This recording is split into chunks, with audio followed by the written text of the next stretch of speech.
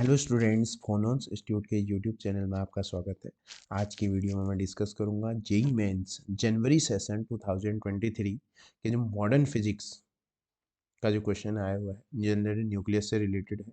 Most important question है, very very important question, repeat हो सकता है इस बार। ठीक है, तो question is that a nucleus disintegrate into two smaller parts. ठीक है, कोई एक न्यूक्लियस है, ये क्वेश्चन इज दैट ये न्यूक्लियस है, ये इनिशियली क्या है, रेस्ट में है। ठीक है, ये क्या हो गया, ये दो स्मॉलर पार्ट्स में क्या हो गया, डिसइंटीग्रेट हो गया। सपोज दैट इसका मास m1 है और इसका मास क्या है, m2 है, और इनकी वेलोसिटीज का भी रेशियो हमको क्वेश्चन में मेंशन है। इनकी वेलोसिटी का जो रेशियो हमको गिवन है 3:2 दे रखा है। तो इसका मीन्स क्या हुआ कि इसकी जो वेलोसिटी है वो 2v होगी, और इसका जो वेलोसिटी होगा ये क्या होगा, 3v होगा।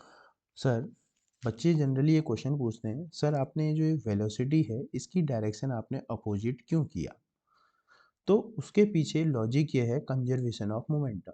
क्योंकि देखो इनिशियली बॉडी रेस्ट में है, ठीक है, तो जो आफ्टर आफ्टर डिसइंटीग्रेशन के बाद भी इस सिस्टम का जो मोमेंटम होना चाहिए वो कंजर्व होना चाहिए। क्लियर है ना? उसके लिए हमने क्या किया, इस वेलोसिटी के डायरेक्शन को, मोमेंटम को कंजर्व रखने के लिए हमने क्या किया है, ये जो वेलोसिटी का जो डायरेक्शन है ये हमने अपोजिट लगाया है। क्लियर हो गया? मोमेंटम को कंजर्व रखने के लिए कि आफ्टर कोलिजन भी क्या रहेगा, मोमेंटम कंजर्व रहेगा। तो अब हम क्या करते हैं, इसमें हम कंजर्वेशन ऑफ मोमेंटम लगा देते हैं। Conservation of momentum, conservation of momentum क्या होगा, m1v1। ठीक है, m1 that is m1v1, v1 is the 3v equal to m2v2, m2 और v2 दैट इज 2v। तो v से v कैंसिल हो गया, v से v कैंसिल हो गया, तो यहाँ से हमारे पास क्या आया, 3m1, 3m1 इक्वल टू क्या आ गया, 2m2। ये हमारे पास क्वेश्चन आ गया। ठीक है, तो इस सेंटेंस को पढ़ के हमको ये समझ में आया कि हमने जब कंजर्वेशन ऑफ मोमेंटम इसमें अप्लाई करा तो 3m1 इक्वल टू m2।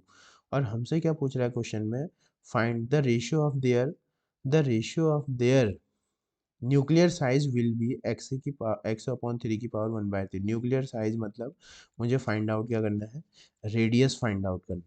ठीक है, रेडियस हमको फाइंड आउट करना है, जो कि x/3, एक्स अपॉन 3 की पावर 1/3 है, तो हमको x की वैल्यू फाइंड आउट करना है। तो देखो आप बहुत अच्छे से हम जानते हैं जो न्यूक्लियर साइज होता है, we know that we know that यहाँ जो होता है r equal to r0 a की पावर 1/3 होता है।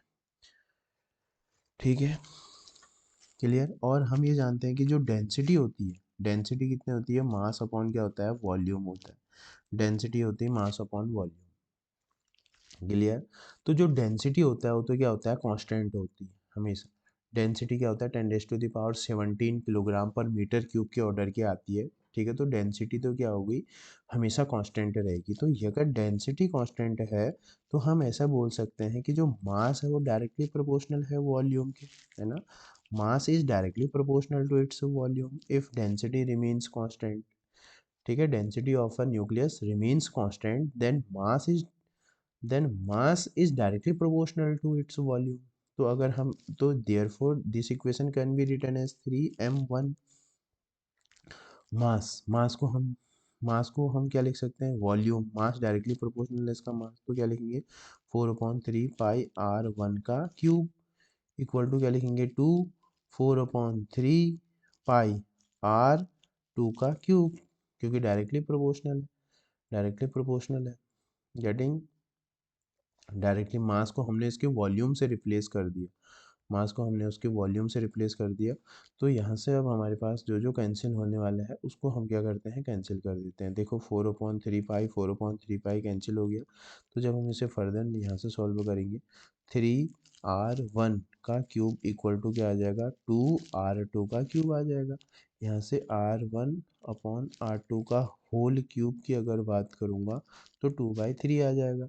और हमको तो r1/r2 का 1/3 लेना है, तो ये 2/3 की पावर कितना हो जाएगा, 1/3 हो जाएगा। अब हम इसे कंपेयर कर देते हैं अकॉर्डिंग टू गिवन क्वेश्चंस। ठीक है, तो जो रेशियो होगा R1/R2 वो क्या होगा, x/3 की पावर 1/3 है, इससे कंपेयर करो। इससे अगर हम जब हम कंपेयर करेंगे तो we find out the value of x, value of x, value of x, तो x इक्वल टू क्या आया, x equal to 2, x equal to 2 is the correct answer of this question.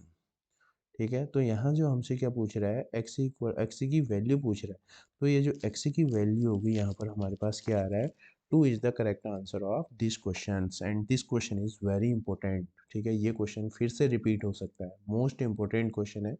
तो जनरली जो बच्चे होते हैं यहीं पे कंफ्यूज होते हैं, सर सर सर कि ये आपने ये डायरेक्शन, ये जो वेलोसिटी का डायरेक्शन है ये अपोजिट क्यों लगाया।